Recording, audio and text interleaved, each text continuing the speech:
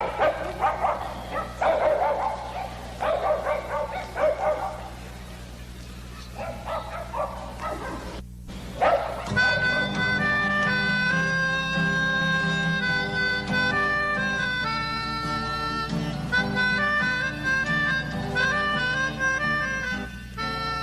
put a pot on she hair and gone. Them a the first one out on the dam. Basket on she head, bucket in each hand. Hold up on she frock, I wanna she grandson. To the market, them a go. For the morning, the day is dawning. For cock-a-crow to give the villagers a warning. Rise and shine, the birds them a sing. All animal take turn as them join in the waking. Cock-a-crow, dagaba, donkey, bray, horse, and they even duck-a-qua. Cock-a-crow, dagaba, donkey, bray, horse, and they even duck-a-qua. Come and hear this sweet story that tell the people about life in the country. All day a back down, me now a come home. The naga jackass yard for fetchy load. Cockle shy hand, bag over shoulder, running by his side, a Rexy and Rover. From the farm, them a come. Sun a go down but up the river. Some washing clothes, some folks are bathing at the water. Fisherman, they catch them a bring. From a canoe boat, man, them start offloading. Aymara, Kwakwari, Gale Baka Kuma Kuma, even Lokunani. Aymara, Kwakwari, Gale Baka Kuma Kuma, even Banga Mary. Listen to this sweet story that tell the people about life in the country. Them children glad when the weekend come. Out in the yard, them all gather round. Some a play catcher, some making house from straw. Two who come later, a grandma or grandpa. All a sit down just a wait. Moonlight so bright, it's just the right time to listen story or to say a little nursery rhyme. Grandpa voice a echo in the night as he tell the tale. Some picnic are there with fright. Oh, Ligan, Mungeza, Massa Kurma, Bura Nancy, even Watamuma. Oh, Ligan, Mungeza, Massa Kurma, Bura Nancy. Guyana, and on this auspicious day, the managers and staff of 107.1 FM would like to extend to all Amerindians a happy Amerindian Heritage Month 2021. Amerindians reflect the lifestyle, beliefs, and way of life of people who are born in an Amerindian village. We here at 107.1 FM are part of the process of preserving the Amerindian heritage and to be the source of reference. Happy Amerindian Heritage Month 2021, Guyana.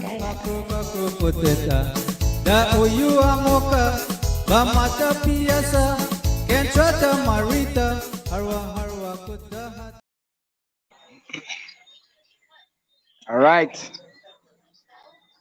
Good night. Good night, fans.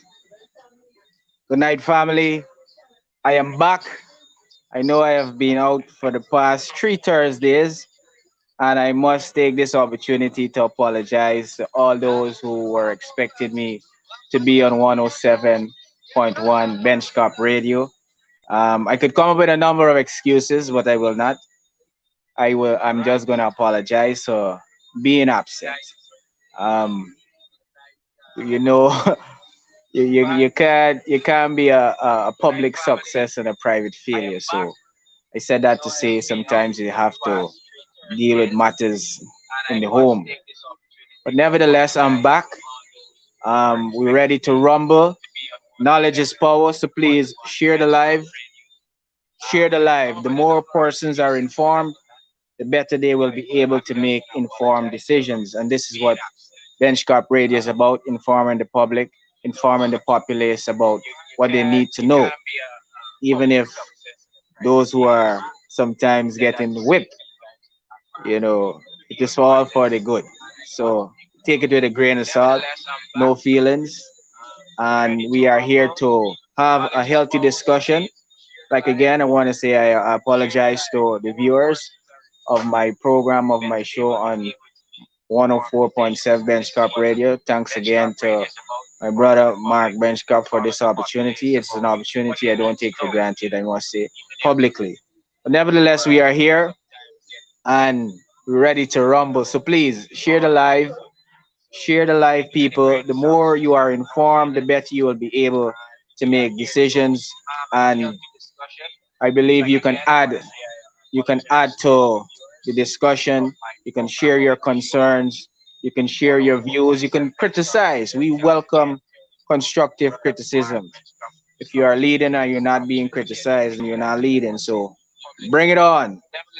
We want all the constructive criticism. I welcome all the constructive criticism because I believe once that is done, it gives me an opportunity to do some introspection and more so to help me to become a better leader in the future. So we welcome also. Feel free to share. I can take it, so to speak. Um, COVID is real, and I want to take this opportunity as I acknowledge our indigenous brothers. I think this is the last day of Indigenous Heritage Month, where the indigenous people are celebrating their heritage, their culture, as a part of the Guyanese population. So I want you to all understand that COVID is real. A lot of persons have lost loved ones, and I want to take this opportunity to once again extend my condolences to the Khan's family. Imran Khan, was a brother, was a friend, was a comrade, a wise counsel to me, and his loss is definitely um, has affected me and a whole number of people, the whole MP family, the whole coalition family. And I know Tammy, you know, you would have lost your tower of strength, but we are going to continue to pray for you and be with you whenever you need the support. Just call upon us, call on Figgy whenever. I'm always going to be a helping hand to you, your sister. But I want to take this opportunity to remind the public that COVID-19 is real. It's the virus is out there.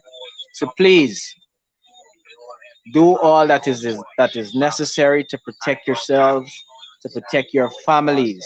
Please do that every day, every time you are in the public's domain. Ensure that you wear a mask. I don't understand why is it that people not wearing a mask, man. Come on. If you don't want to take the vaccine, if you have some concerns about the vaccine, you're not comfortable at this moment, you're still doing your research, there's some unanswered questions that you need answers to, please, for God's sake, wear your mask. It is one of the recommended measures to prevent you from contracting COVID, from spreading COVID. And please, just come on, wear the mask while you're in the public's domain. Sanitize as often as possible. You know, do some lifestyle changes, change your diet, stop eating all those oily foods, do some exercise, wake up in the morning and run, walk, bicycle, do something, change your lifestyle because COVID requires you to have a healthy immune system. So if you're not going to take the vaccine, and we trust that those who are comfortable would go out and take it, we are not anti-vaxxers. We are promoters of choice, respecters of choice. We believe persons should have the right, the inalienable right to choose whatever it is that they want to go into their bodies. And you are aware of the situation right here in Guyana with regards to COVID-19 and the vaccine, particularly the Sputnik V vaccine, where over 100,000 Guyanese would have been a recipient of that vaccine. And now we are seeing from the CDC, they're recommending that that vaccine is not one the US will be accepting for persons to enter. And they are suggesting that those persons who would have had that vaccine to have another shot, even though Pau has a different perspective on that. But my guest tonight, ladies and gentlemen, Mr. Christopher Jones, I believe he's in the background. He and I are going to have some discussion on COVID. Mr. Christopher Jones, welcome, my brother. Welcome to Thank the you. Figueira Show on 107.1, 107.1, the Benchcop Radio. Please share the live. Knowledge is power. Chris, I know you have been out there. You have been with your boots on the ground. You have been talking a lot about your concerns about COVID 19 and the poor performance of the Minister of Health. We believe, I mean, I personally believe, I know you too would have shared your views with me that the minister definitely should resign, do the honorable thing and resign. But come on, Chris, COVID 19 is out of control in this country. What are your views? Young people are dying, old people are dying, middle age are dying, and the ministers don't have a clue. The ministers of health apparently don't have a clue what to do. What are Yeah. your views, sir? All right. So thank you very much for having me on your show, and congratulations. I wasn't aware. But first though, German, there is a feedback that I'm getting. I don't know if you have a second device of which the audio is turned up, but I'm getting a feedback. If you can turn that device down. Um, Good evening to your viewers, and as you rightfully said, COVID-19 in Guyana is out of control. I think essentially the People's Progressive Party Civic wanting not to admit it, but the statistics, the data shows that COVID-19 in Guyana is completely out of control, which essentially prompted the United States CDC to issue travel advisory to persons, warning them not to travel to Guyana unless it's absolutely necessary. And of course, they also told them that even though you're fully vaccinated, you can still contract the virus here in Guyana. As it relates to the variants, whether it be Delta or otherwise, um, Frank Anthony, the Ministry of Health, is completely clueless as to what exactly are the variants that exist currently in Guyana. And of course, you see a lot of Guyanese who are essentially flouting those COVID measures that have been put in place. But essentially, throughout this country, for lack of information, a lot of people are going astray. And we've seen this happening in every single region across the country. Because essentially, here it is that you have a national task force that has been tasked with the responsibility to ensure that those measures that have been put in place by the People's Progressive Party Civic, ensuring that businesses and the citizen in general adhere to those measures. And at the same time, the very same national task force that's supposed to be enforcing those rules are allowing individuals and organizations to have events, such as one that was had just a few weeks ago. I think it was titled Rum Fest, in which you had hundreds of people converge together. The public were told that this is an all vaccinated event, but the evidence show that even if you are fully vaccinated, you can still contract COVID 19 and you can spread COVID 19. And it is a strange thing to see that a task force here in Guyana will allow such an event to happen, knowing full well that even though a person is fully vaccinated, they can transmit the disease. And you have events like those outside of those business places that continue to flout the curfew, which is supposed to be at 10:30, and you have events that are happening. So essentially, the spread of COVID-19 is rampant in Guyana. The numbers that you see emerging out of the Ministry of Health on a daily basis does not reflect the true numbers here in Guyana. And this is as it relates to new cases with persons who are infected, as well as the amount of persons who would have died as a result of them contracting COVID 19. It is a grave situation that we're currently in Guyana. And of course, the APNU AFC, we continue to advise the general public to avoid large gathering, to ensure that you continue wearing a mask, continue to sanitize, wash your hands, and so forth, And just unless it is absolutely necessary, don't leave your home. Stay in your homes, avoid crowded at all costs. Now, I mentioned before that we essentially started the vaccination program here in Guyana since in the month of March, albeit with the Sputnik V vaccine, which the World Health Organization, as we speak here today, has not approved this vaccine. And just 2 weeks ago, when the World Health Organization met, they discussed, and apparently the manner in which the Sputnik V vaccine is being manufactured is not safe. And as such, you have the United States, among other countries, that are now or that will now soon be restricting people from entering their jurisdiction if they have been injected with the Sputnik V vaccine. That rule or that measure has already been in place as it relates to Canada, Trinidad and Tobago, Barbados, among several other Caribbean territories. And the United States is soon to impose that same travel restriction on persons who have been injected with the Sputnik V vaccine. It is no secret, the leader of the opposition in Parliament, when the opportunity presented itself in which we could have posed questions to the People's Progressive Party Civic as it relates to not only Sputnik V vaccine, but vaccines in general. And we'd asked the question of the minister whether or not the vaccine, the Sputnik V vaccine, had been approved by the World Health Organization. And the answer was no. Thereafter, the questions continue to be asked. How was these vaccines procured? We were told, or the entire Guyanese public were told, or led to believe, that Sputnik V vaccine was being purchased direct from the Russians. Lo and behold, it was in the National Assembly we learned that the Sputnik V vaccine was being procured a first course, a ship that traveled to Guyana. And when questions were asked as it relates to what is the ship doing in Guyana, we were told by the People's Progressive that this is an individual who invests in Guyana. And lo and behold, this was the said individual who was purchasing Sputnik V vaccine from the Russians, selling it back to Guyana, and of which we were paying a larger price for. I said all of that to say this, that subsequent to those questions being posed to the minister in the National Assembly, the leader of the opposition, via a statement, called on the People's Progressive Party to suspend the use of Sputnik V vaccine until the World Health Organization has approved it.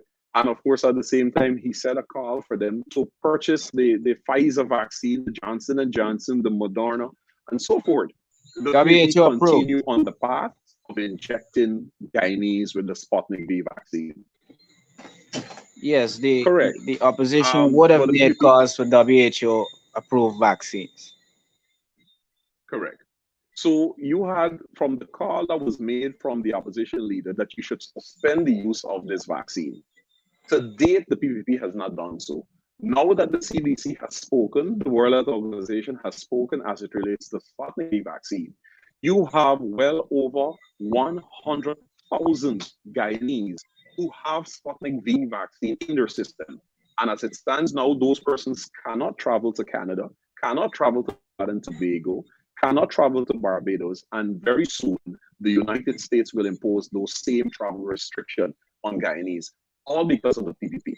Now, I said all of that to say this, that as it relates to vaccine hesitancy in Guyana, it is a clear case that the Guyanese people do not trust the People's Progressive Party Civic. Guyanese do not trust Frank Anthony. Guyanese do not trust Irfan Ali. Guyanese do not trust Barra Jagdeo, and the list The goes entire on. cabinet. Exactly. So when you speak about vaccine hesitancy, don't matter what is spoken by the PPP, because people know them to always be an organization or a political party that is always engaged in some underhand transaction. As my colleagues, they are a transactional administration. So anything that they are involved in, there is some transaction behind, some way in which that they will benefit financially, or individuals who they will put in front to benefit financially so they can get kickback in every product.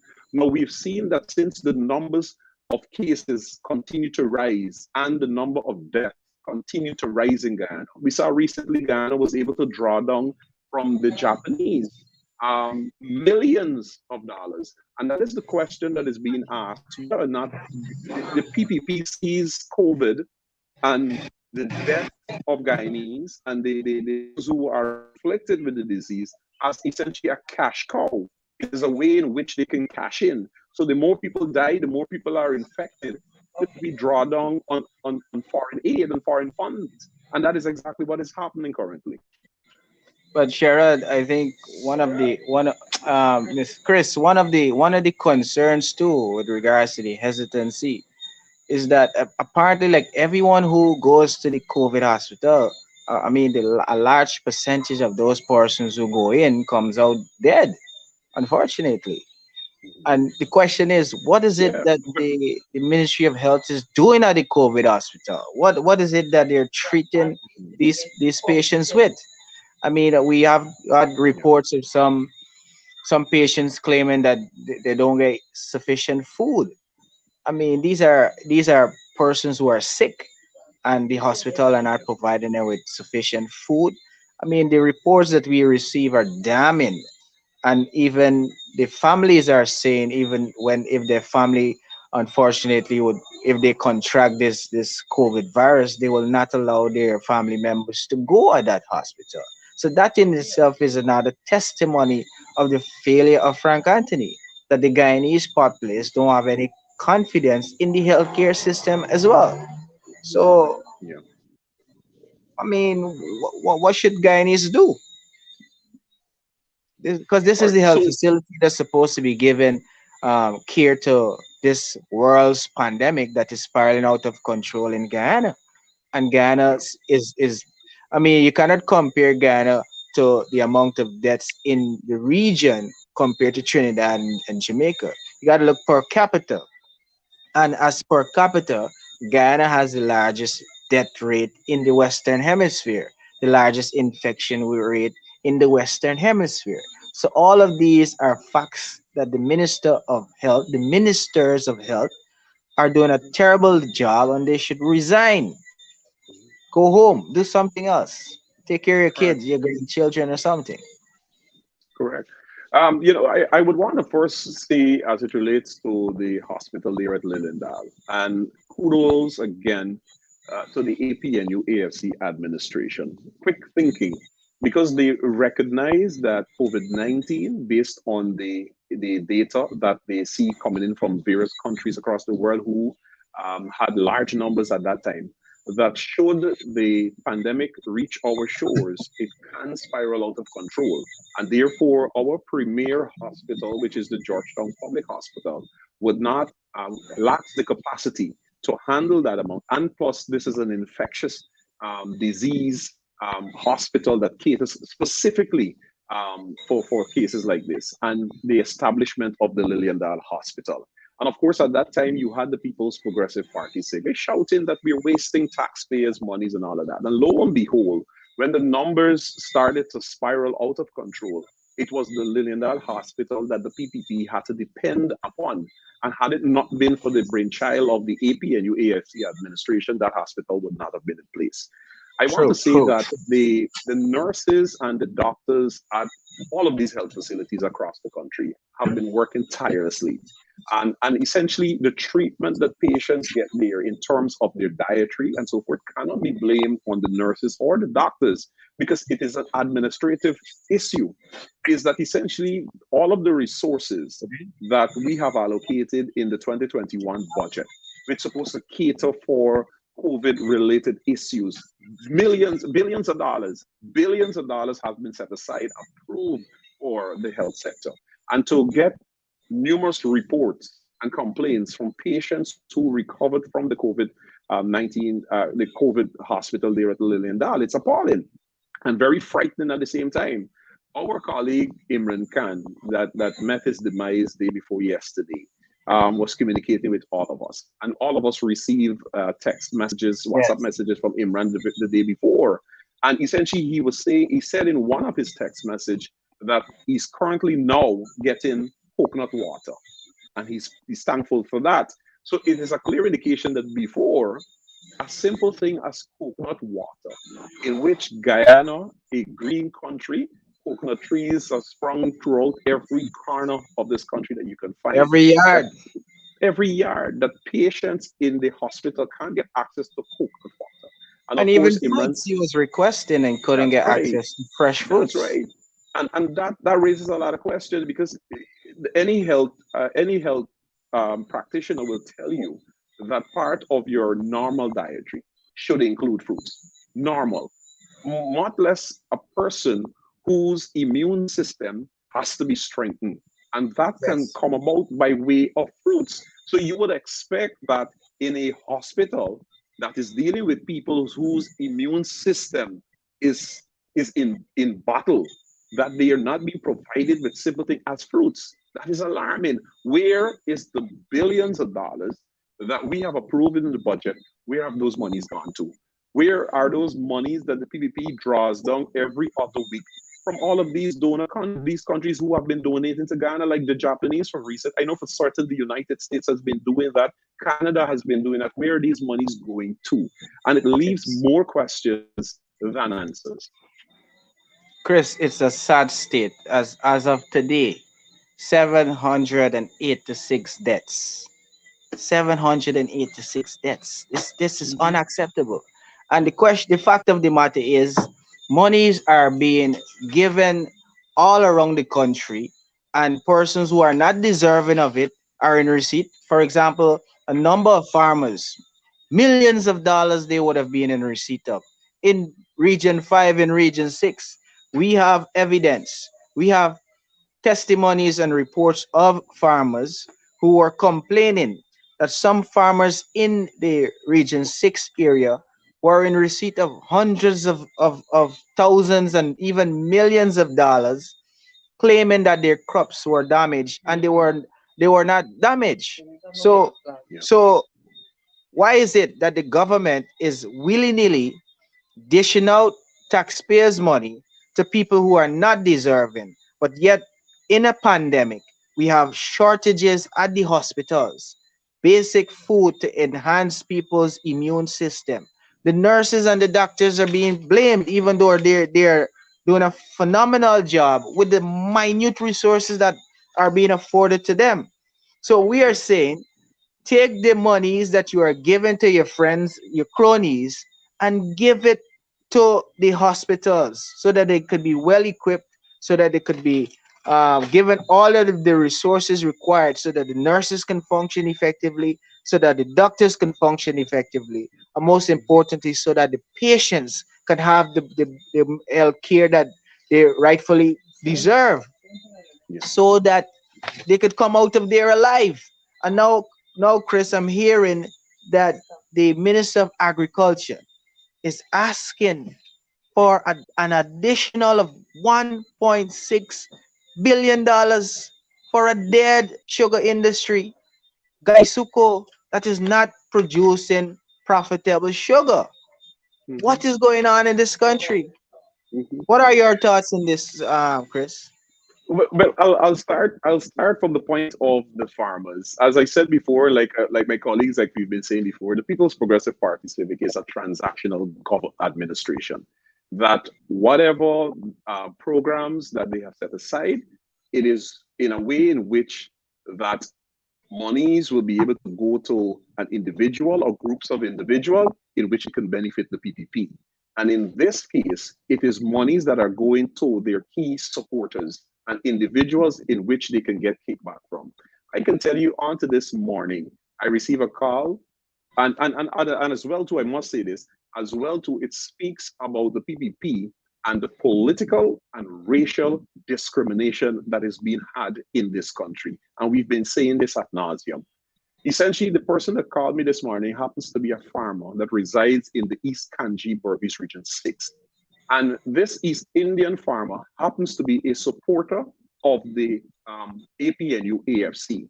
As a result of this, this farmer has not been able to get any access to any of the The farmers grant deserving farmer that. that he's supposed to exactly. You have similar reports all through the Mahaica Berbice Region 5 area as well. And worse yet, in the Black communities where you have Black farmers, they have gotten nothing. The names have been submitted. The names are then subsequently published on a list, and those names are just completely removed. And when they queried, the minister said that they're going to make some queries, and those persons who didn't get in the first round, they will get in the second round. These very same farmers that I spoke about, their names were collected once again. It was placed on a list, and when the final list was published, the names went off again.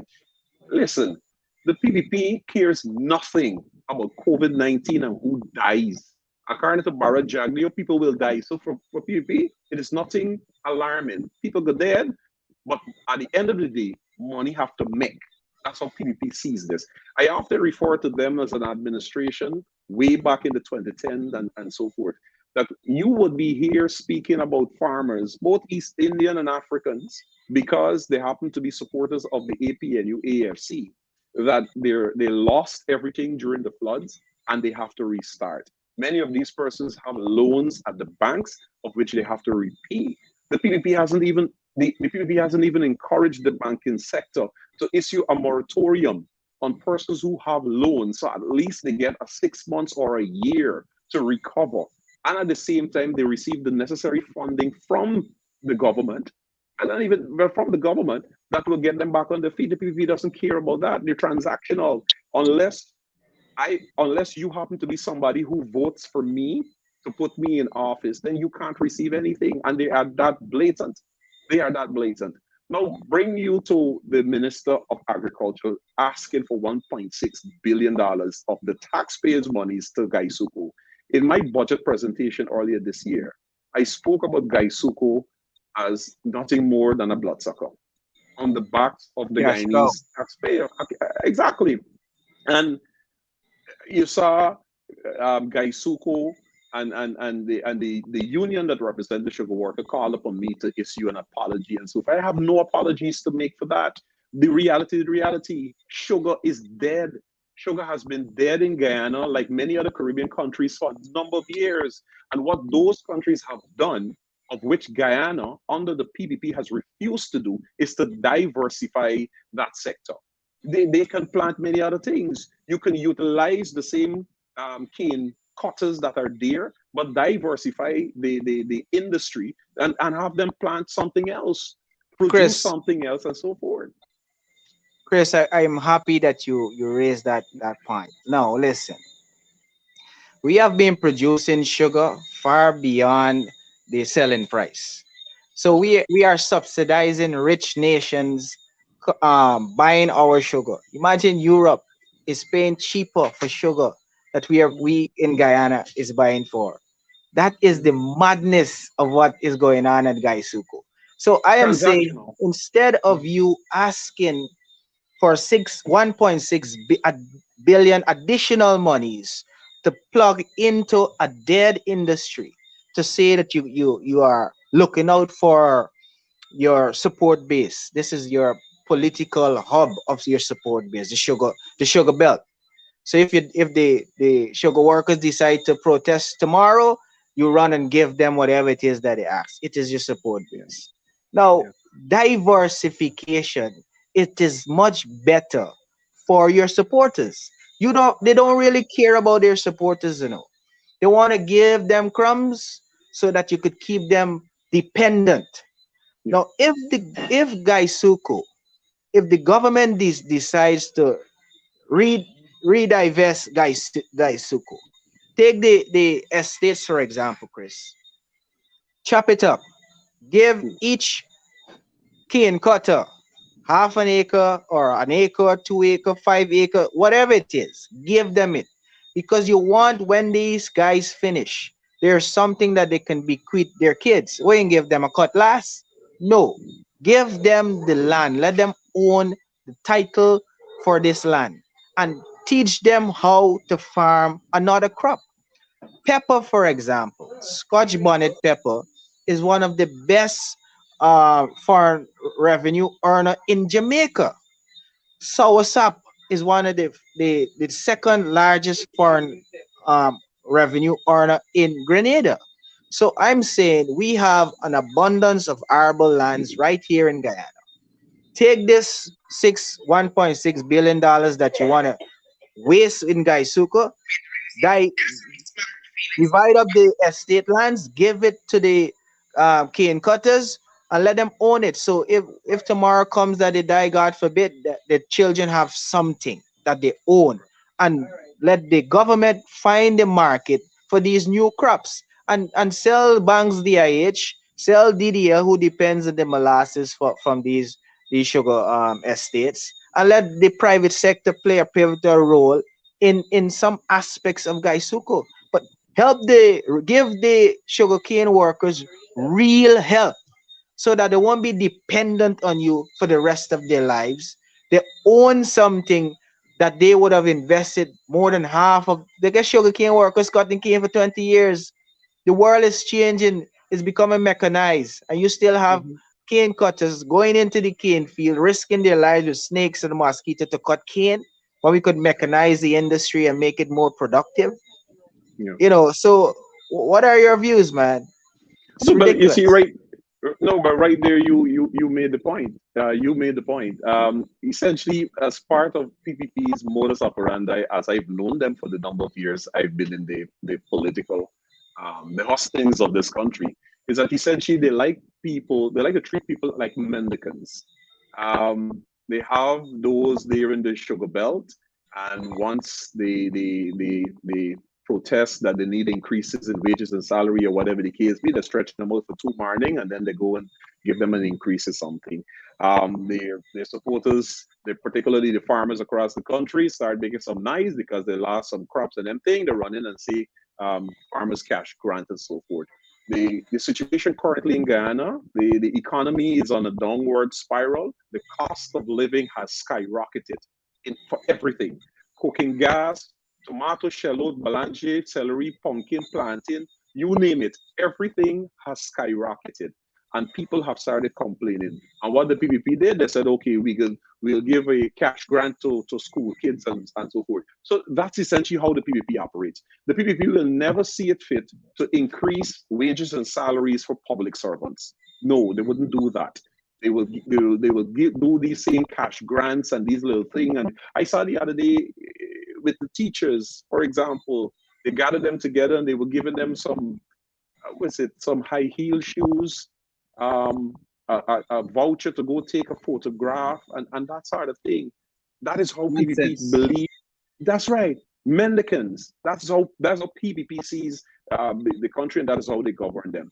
The sugar industry, in fact, as far back as I can recall, Mr. Winston Murray, an economist by profession, outstanding individual, spoke at length, nauseum, as it relates to the sugar industry and why it should be diversified. And he was speaking about this about 12 or 15 years ago.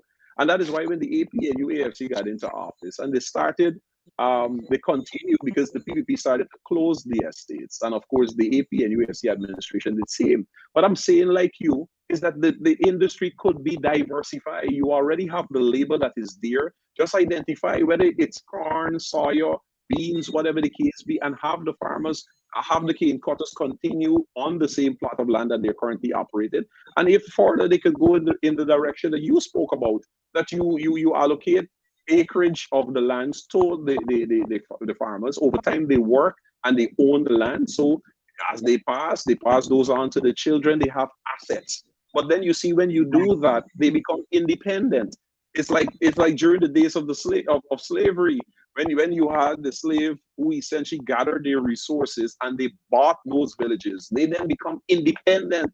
The People's Progressive Party say they cannot have independent sugar workers on their hands to deal with. An independent person makes an independent decision. It is not based on me having to depend on you And for for food.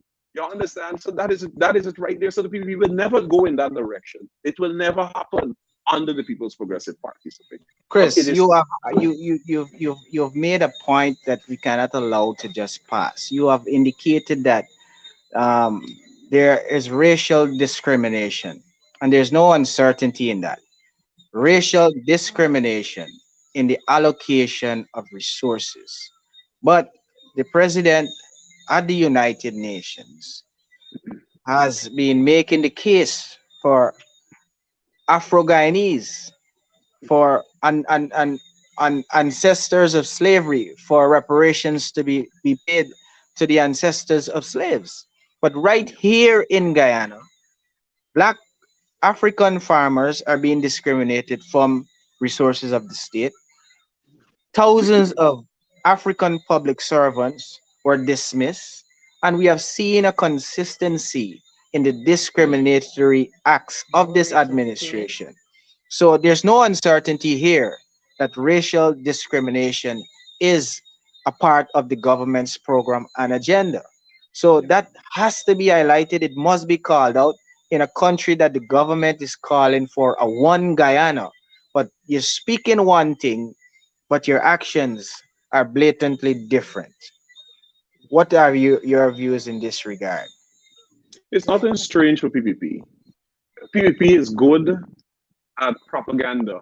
They can go to international forums and they will tell the world about what a goodness of government they are in Guyana, of which all live as one Guyana and all of that. But the practice here is completely different. It's nothing new. It's been that way all the time. They say one thing and do something completely different.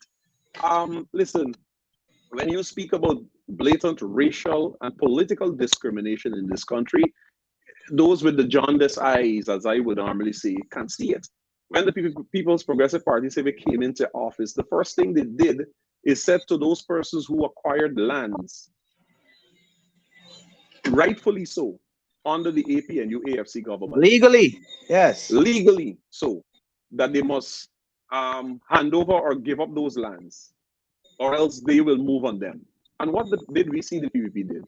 They first moved on Mr. C. Vaughns, an African Guyanese, and they talk about repossessing his land. Then they move on Mr. Bradford, the owner of Cartier, and they spoke about repossessing his land. And they spoke about Anil Nandalal, the Attorney General of this country, who left the comforts of his home in Georgetown and traveled all the way to a village named Kingley on the west coast of Belize and told his East Indian supporters that they must behave as if the land is theirs. And the land he was referring to happens to be that of ancestral lands of Mr. Lincoln Lewis. Yes. And the Yes. list goes on. So the PPP is good at going to international forum and speak about oneness and speak about reparative justice, even though the man couldn't even pronounce the word, and all of that. Even Because even even the Minister of Sports has been going around African villages handing out balls. correct, His flagship correct, project is ground enhancement, something that right, you pioneered under exactly. your tenure as the director of sport. Exactly. He goes into African villages and hands over balls and goes into East Indian villages and promises $10 million upgrade. That it is that blatant. It is that blatant. So listen, is that is the PPP. That is typical PPP. I told people once you know the nature of the beast, once you know the nature of the beast, that is how they operate. They are good at statements in black and white, but their action on the ground tells you something completely different. The Papi Show Minister of Culture, Youth and Sport isn't doing anything for the cultural development of this country. He isn't doing anything for youth. I mean, you walk around the place with an entourage of people, your own audience, and then you're flaunting your firearm. I don't know what's the purpose of you doing that as a minister of the government, where young people supposed to be looking up to you, and you flaunting your firearm as if it's a toy gun. You're excited and you need to show the world. Come on, this is a real immature puppy show little boy with a big responsibility for the nation's youth, and he's failing with distinction at that. I don't know, and his cheerleaders that he travels around the country with seems to massage his ego, and he's failing to recognize that he's failing as the Minister of Yeah. Culture, Youth and Sport. You see, once your cheerleaders' pockets are filled, they will dance to your tune. So that is essentially what's happening there. You don't even need to labor on that point. Once the cheerleaders' pockets are full, they will dance to his tune. Most definitely, Chris. I think we have said a lot. I think we have 15 minutes. The the background is indicating that we are coming close to straight up program, Mark Benchcraft's program. Your final thoughts, Chris. What is it that you would like to leave with the populace? I know we have been on the ground. Some persons are saying they're not seeing a lot of us, even though a lot of us have been working. Not everybody go on social media and popularize what it Right. is that they're doing. But the view is if you're not seeing your elected officials, then they're not doing anything. So what are your views in that regard, and what would you advise your representatives? I say to people before you answer, Chris, if you are against discrimination, if you are against one group being discriminated against, then you are against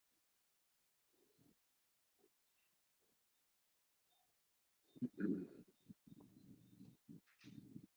All right, I think German's audio. So I'll just begin to provide that answer. All right, so essentially, across the length and breadth of the country, the APNU AFC, those are the members of parliament. We continue to engage the members of the public. There have been a series of outreach exercises that have been happening across the length and breadth of the country. And of course, they are as well those regional councillors for the various regions have been doing their tasks. Guyana is a vast country, and of course, you wouldn't be able to reach in every community at one specific time. But of course, over time, we will reach there. And utilizing modern technology that is available at our disposal, that's why we continue to do programs like these. All of the members of parliament, their contact number is available on their various Facebook platform. And of course, we encourage persons to either send messages, you can call direct, and of course, as quickly as possible, we respond. In fact, most of the places that you would see, whether it's myself or Sherrod Duncan or one of the other MPs, once they go into a community, it is as a result of information being sent directly to us via Messenger, via Facebook, via WhatsApp, and so forth. So we continue to use those messages to allow us to know what is happening in the various communities and so forth, so that we could be able to get out there and reach you. We continue to stress vaccination, to follow the science, and of course, we encourage persons to take the vaccine. Of course, it is your choice. Once you've made that choice, then you go ahead and you take the vaccine. Um, the manner in which the current operation or the current modus operandi of the National Task Force leave much to be desired. And I'll say this now, Jermaine, is that I don't know exactly where are the voices of the US Embassy or the US Democracy. Ambassador that is currently here. I don't know where is the voices of the guardians of democracy, the British High Commission, the Canadian High Commission, and so forth. I don't know where they are. I don't know where they are. But essentially, you have a task force that has been set up by the People's Progressive Party Civic. And this task force is void of the political opposition or any other grouping across this country. And therefore, you ask the question, if the PPP is serious about combating or fighting COVID-19, is that it is expected that all would be on board. And what the US, Canada, and these countries have to note and be very worried about, the mere fact that COVID is now spiraling out of control in this country, and you have half of the population's representative is not being allowed a place at the table so that they can share information and guide this incompetent administration. You have a problem, because while the US or Canada is doing all that they can do to combat COVID in their respective countries, you have a country like Guyana with an incompetent administration, with a task force that essentially flouts their own rules and regulation. You have Guyanese leave these shores and travel to the United States and take COVID there. So while they are fighting COVID or try to curb COVID-19 in the respective country, you have a country like Ghana with a task force that is flouting their own rules and regulation, allowing Guyanese to leave these shores and go into the United States. It's worrisome. Um, I mentioned to you before is that in March we had a and to date, as a parliamentary representative, yourself or I, or not even the leader of the opposition, we don't get whether it's daily or monthly reports so as to guide us as to where we are as a country. To date, we believe that some 400 persons, 400,000 Guyanese would have already received the vaccine. And we have not been able to see any data that says to us that as a result of Guyanese who have taken this vaccine, we are now seeing the bending of the curve. You're not seeing that. You have no information. If over 400,000 Guyanese would have already taken the vaccine, and Guyana has a population of over 750,000 people, to date, we have no idea as to which region or regions in Guyana has reached herd immunity. Because when you speak about region 4, you're speaking of a population of just over 300,000 people. You have regions that has 16,000, 29,000, 32,000. Have those regions reached herd immunity? And likely so, but we don't know because that information is not being shared with us. Which are all we are told is that regions 3 and 4 are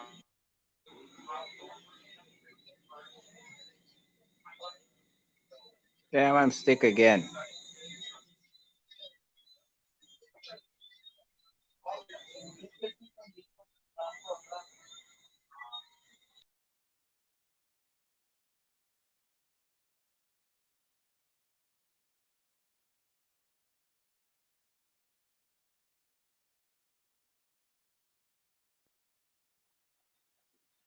right. Okay, so I think I'm back. I think I lost German there essentially. So, in wrapping up, is that essentially information that as a parliamentary representative, we don't have that information. So we are in no better position to aid in the fight against COVID-19. We are told that regions 3 and 4 are hotspots, but both regions are very vast. Specifically, which part of region 4? Which part on the east coast? Which parts on the east bank? Which parts in Georgetown? So that as a parliamentary representative, in which our constituents comes from those very same area that I mentioned, is that we are suited to go to those areas to call on those specific communities to alert them that listen, your area has been the hotspot. You have X amount of people who are infected. Here is a COVID site. Here is where you can go and get the vaccine. Here is it that we can organize with the Ministry of Health, and we will take the vaccination team into your village. And if those persons see faces like us, they are willing to take the vaccine. No Frank Anthony or Barry Ramsaran or Leslie Ramsamy or Irfan Ali or Bharat Jagdeo can convince those persons to take the vaccine because they just simply don't trust them. And that is not going to change overnight. That is the reality. Unless Chris, it is a plan by the PPP that, okay, sure, y'all taking the vaccines and so forth, y'all did. And I rather, listen to me, I would want to say here that it's not far from that, knowing the PPP. It is not far from that. They prefer I to heard know a this. whole village. I Sorry? heard that the government's plan is to use the tarmac at the culture center to set up a makeshift hospital with the expectation of a number of COVID patients that the Georgetown Hospital cannot take off, nor Lilindale. I mean, that Yeah. is their plan for the amount of cases that they will have.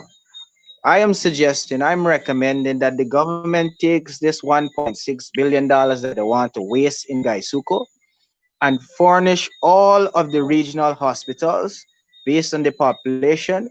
You can do an analysis of how many persons would require ventilators based on the region's population and outfit those hospitals based on the number of cases that the regions are having on a daily basis, on a monthly basis. Ensure that there's CT scans of those hospitals. Ensure those hospitals are outfitted with all of the necessary drugs Ensure that the nurses and the doctors are well equipped to give the patients the required care to come out Mhm. alive of these hospitals so that they can go Mhm. back to the family. Ensure that proper meals, fruits, vegetables, water, and a balanced meal is provided consistently to those Yeah. patients in need. That is what Yeah. this $1.6 billion should do in this crisis, in this Right. pandemic that the government is failing at. They have not invited us, as you has indicated, to the table so that we can bring our ideas to the discussion so that the government can have a better approach to dealing with COVID so that the Mhm. population can be safe so that we can have this herd immunity and go back to some level of normalcy. Yeah. Invest the money where the money is needed most. And I'm suggesting all of the regional hospitals outfit the health centers in the various outflung regions so that persons can have the care that they should be given Yeah. with taxpayers' money. Right. Chris, Yeah. Yeah. I will your close closing with this here, remarks. Jermaine. Yeah. I will close with this here. Based on the numbers that we currently have in Ghana in terms of new infection and the amount of deaths, the only way that Guyana could try to get out or start a process of getting out is that the country needs to go in a complete lockdown for minimum 3 weeks, maximum 5 weeks. And when I say lockdown, I'm saying complete lockdown, as in no work, no public nor private institution, no theaters, no parties, nothing. No taxis, no transportation, unless they are essential workers, as in frontline workers, as in the healthcare workers, as in security guard, of course, the police and the soldiers, and so forth. What I am saying is that the only way Guyana, at this point, can get out of this crisis that we're currently in is that the country has to go into a complete lockdown for minimum 3 weeks, maximum 5 weeks.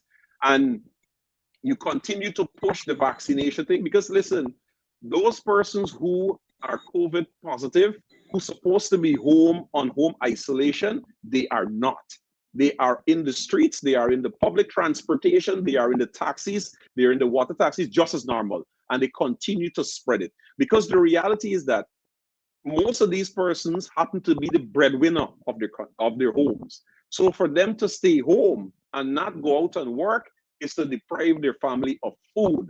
But if the government imposes a lockdown in which the institution or the organization in which they work at have to abide by that lockdown, that is the only safe way that that person can stay home and know for certain that they will, at the end of the week, at the end of the fortnight, or at the end of the month, will receive their wages and salaries. So, in closing, the only way right now for Ghana to get out of this COVID crisis that we're in, it is completely out of control.